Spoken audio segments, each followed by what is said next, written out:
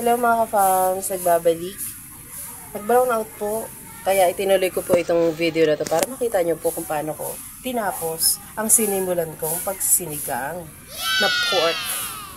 Diba po? Tuloy ito, walang makakapigil sa atin mga ka-fams, diba? Nag-brown out po kasi mga ka-fams na, kaya po itinuloy po natin sa video ito mga ka-fams, alright? Luto-luto po tayo. Naglagay na po ako ng paminta at patis. At hayaan lang po natin mag-simmer ng konti. Halo-halo po tayo konti mga kapams.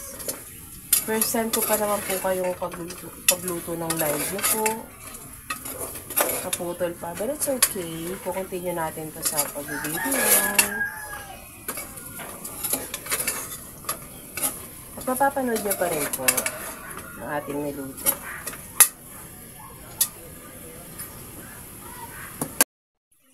Yan, magsisimmer lang po ito mga ka-fams, okay? Balikan po natin. Mukhang okay na po ito. Lagyan po natin ng water. Para palambutin po natin yung karne.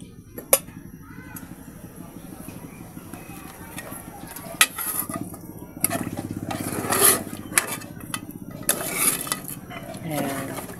Haluin ko lang para po makuha yung something dun sa pinakailalim po ng kaldero. Ano po? Please allow me.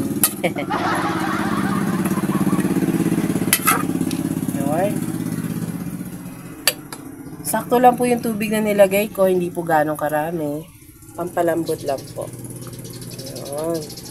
Alright.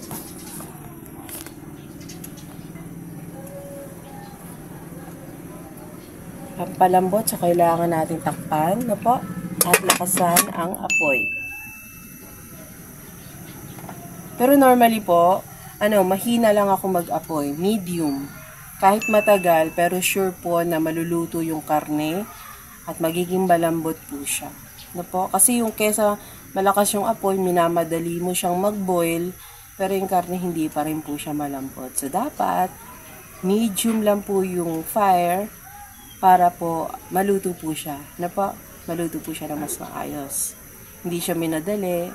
So, mas malambot po yung karne, mas masarap po yun. Alright? Balikan po natin mga ka-fams. Like 10 to 15 minutes po. Alright? See you later!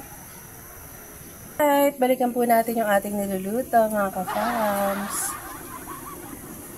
Kumukulo na po siya. Wow! Ang gagawin ko po ngayon ay dadagdagan ko po siya ng water para mailagay po yung mga gulay. Wait lang po. Alright mga ka-fams, tuloy-tuloy po tayo at ilalagay na po natin ang ating gulay na matagal pong lumambot. Unahin natin yung talong, okra. Nahugasan na po natin ito. Takpan muli natin at palambutin po. We'll see later. Habang nagpapalambot po tayo, i-ready ko naman po yung kangkong na hihimayin ko po. At ilalahok po natin after po na lumambot yung mga gulay natin. Alright? Ayan, luto na mga ka-fams. Tingnan nyo po, napakasarap nito. Oh. Kompleto na po ito. May gulay na, may pampalasa na po. Hinihintay ko na lang po ang isang kulo. Konti na lang po, pakulo na rin yan ng konting-konti na lang.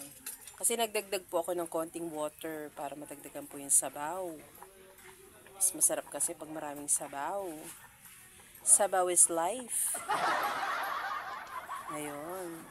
Kompleto na po ito, may gulay na, may karne, may pampalasa, at yan, konting pakulo lang po dun sa idinagdag nating water. Alright po. After this, kakain na po tayo.